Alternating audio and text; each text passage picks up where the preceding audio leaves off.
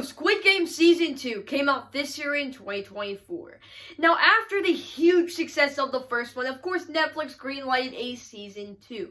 And especially after that huge cliffhanger of Season 1. So, how does Season 2 handle it? How does it handle it compared to the first one? Well, I'll give you a hint. It's not as good because the first season of Squid Game was being made for so long that the creator had so much time to perfect it, the script, the story, the screenplay, all of that, to where it just was a perfect season of television. And Season 2 only had a few years of production, so there's a big difference between the quality of Season 1 and Season 2. That being said, Season 2 does have a much bigger budget. Because Season 2, Season 1 did have a big budget, but Season 2, it does a lot more things with its cinematography, with the visuals, with a ton of different things that you can really tell they put more money into it, not only with the set pieces for the individual games. They still looked wonderful in Season 1, but in Season 2, the cinematography, just individual things are a lot different than they were in Season 1. So I'm going to talk about the good, the okay, and the bad. And I kind of just want to start off, as the series goes on, starting with the first episodes, which mainly covers the guy that gives the cards to the actual Squid Games after playing a game with them. And here's my problem with this. So in Season 1, they built him up as this mysterious guy with his mysterious briefcase and mysterious suit and these cards. He would just go around, just a missionary, giving people these cards for the Squid Game. But here's the thing. He was a mysterious character. That's who he was meant to be. Season 2 basically just makes him into a completely different character by taking away all that mystery for the most part, by just making him this loud lunatic. Because in Season 1, he was just this quiet, calm, sophisticated guy that would just go around doing these different things, and you don't know a lot about him.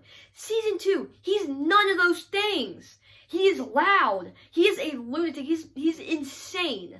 And he has this gun that he uses, Russian roulette, but there's nothing picking that up in the first season. There's some cool stuff added to his character about kind of how he thinks, but overall, there was no reason why they would have handled his character this way that would actually make sense in the plot. My theory is that they really just need to tie off this loose end before our main character went actually into the Squid Games again. So they just needed to find something to do with his character, which, they killed him off pretty quickly, and it was pretty rushed. Because, they just needed to get to everything else, but they knew if they didn't answer it now, when were they going to answer it? What happened to this guy? So, it was okay, I guess. I guess it's cool to know what happened to him, but at the same time, it kind of takes away from some of the mystery. So how is the actual Squid Games from Season 1 compared to Season 2? Well, I still think in Season 1, it's handled a lot better. But here's the thing, in Season 2, they still handle it about the same. They have somebody from the organization posing as a player. This season, it is the front man. And basically, they just have a lot of the same things that the first one had. So they have the guy that's pretending to be just a regular guy that came to the Squid Games.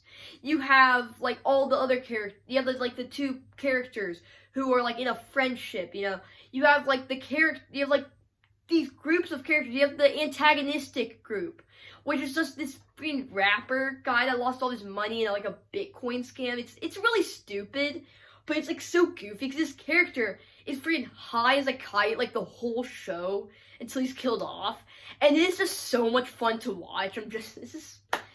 So that's basically ties off that. A lot of the same character types that were in Season 1 are in Season 2. The antagonistic group, the two friendship characters. You have the characters that are just really close to our main lead.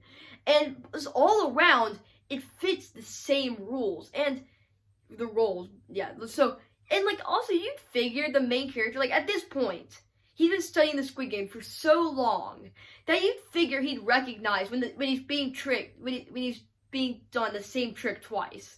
Because, the first time, It was the guy that led the whole Squid Game operation. The old guy, forgot his name, but yeah. So he was pretending to be a player in season 1. Now this guy, the front man, is pretending to be a player in season 2. You figure he'd pick up on that by now, but hey, I guess not. So then, I just want to talk about, like, the last episodes, because they are just so, well, not the last episode, but, like, mainly this the last episode in particular, because it is just on another level. Because, like, it just turns out it is all action sequence, where I didn't know I needed this, but it is actually awesome.